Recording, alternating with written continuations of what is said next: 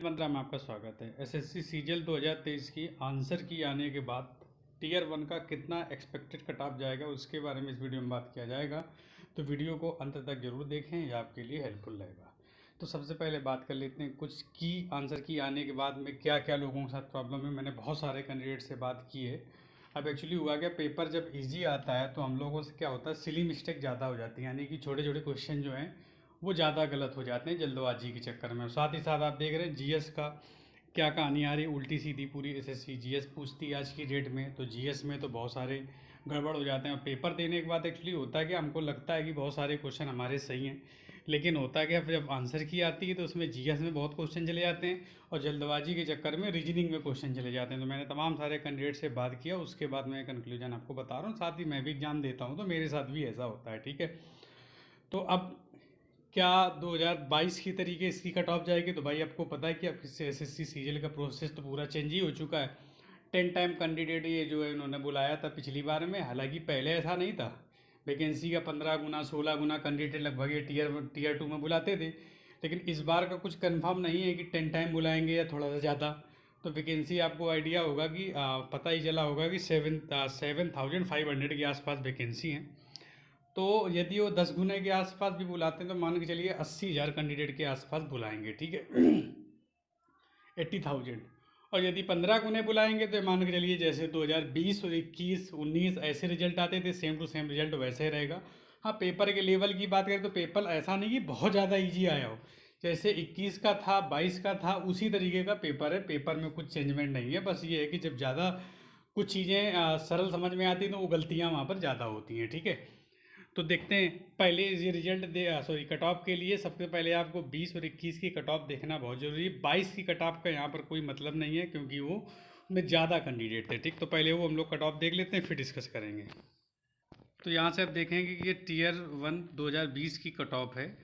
यहाँ पर आप देखेंगे कि ये candidate qualified tier 1 for appearing tier 2 paper first है। ये जनरल हिस्ट्री फाइनेंस अकाउंट उसके लिए डबल ए के लिए। तो हम लोग जनरल कट ऑफ देख रहे हैं बस, ठीक है। तो नॉर्मली ये कट ऑफ गई थी, आप देख सकते हैं candidate qualified in tier 1 for appearing tier 2 paper 1 paper 2 and tier 3, ठीक है। तो ये नॉर्मल कट ऑफ है। इधर आप देखेंगे तो ये स्टैटिक्स के लिए, यानी कि इस कट ऑफ को आपको देखना है।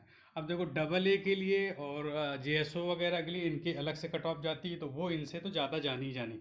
मैं जनरल कट ऑफ की बात कर रहा हूँ कि ये कट ऑफ क्वालिफाई करके आप मेन से दे सकते हैं, ठीक है। तो यहाँ से आप देखेंगे 2020 का है। इसमें एससी का 100 कट ऑफ गया था, एसटी का 93 गया था, ओबीसी का 119 गया था, ईडब्ल्यूएस का 109 गया था, यूआर का 132.37 गया था, ठीक।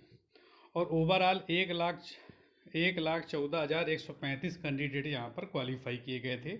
अब ये सभी लिस्ट में जो कैंडिडेट हैं तो मान लो इनमें जो क्वालिफाई, क्योंकि इनकी कट ऑफ तो ज़्यादा तो वो ऑलरेडी उसमें इनबिल्ट होंगे, ठीक है। यानी कि आप देखेंगे कि ओवरऑल 1,14,135 कैंडिडेट यहाँ पर क्वालिफाई हुए थे। कट ऑफ आपको दिखा दिया। अभी 21 वाली कट ऑफ दिखाते हैं ज़रा।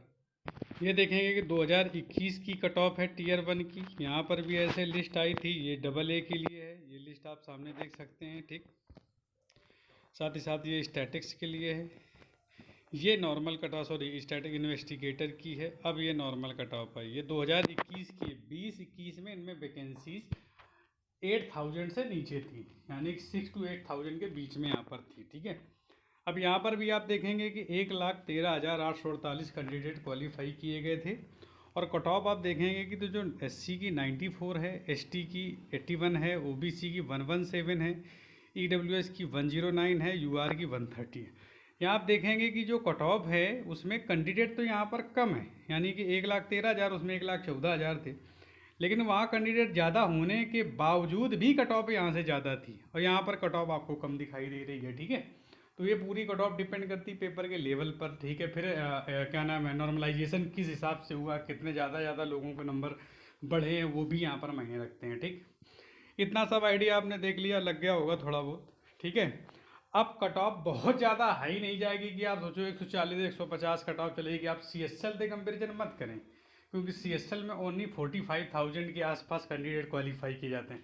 अभी आपके पास 80,000 कैंडिडेट तो है ही है ना, कम से कम जब क्वालिफाई करेंगे तो 80,000। और यदि इसी क्राइटेरिया में यानी कि 1 लाख प्लस कैंडिडेट क्वालिफाई करते हैं तो फिर कट ऑफ जो मान के चलिए जैसी आपको यहाँ दिख रही है 2020 और 21 की, इसी कैटेगरी में या इसी रेंज में आपकी लाई कर जाएगी। हम मान के चलते हैं कि ये मान के चलिए कि सिर्फ 80,000 जैसे या 85,000 कैंडिडेट क्वालिफाई होंगे, उस हिसाब से मैं कट ऑफ बताने वाला हूँ, ठीक है। तो इतने रेंज में या इस रेंज में आप लाई करते हैं तो मान के चलिए आप मेंस की अच्छे से तैयारी करें, क्योंकि टाइम ज़्यादा है नहीं। अक्टूबर में लगभग आपका मेंस हो जाएगा, ठीक। और आपको पता है इस बार बहुत सारे कैंडिडेट जो कंप्यूटर में बहुत ज़्यादा फेल हुए थे, तो आप हर तरीके से अच्छे से तैयारी करें। तो देख लेते हैं अब कितनी कट ऑफ जाएगी। तो भैया यदि आप यूआर कैटेगरी में आते हैं और आपके नंबर 134 से 137 के रेंज में बन रहे हैं, किसी भी शिफ्ट में आपका एग्ज़ाम हुआ हो। अब देखो कुछ बहुत हार्डेस्ट शिफ्ट हैं, ये नॉर्मलाइज नंबर हैं, जो टॉप मोस्ट सबसे हार्ड है उसमें ज़्यादा नंबर बढ़ेंगे, ठीक है। तो ये बढ़ के आपके ये मतलब ये टीयर 1 के फाइनल कट ऑफ की मैं बात बता रहा हूँ कि नॉर्मलाइजेशन होने के बाद, ठीक है।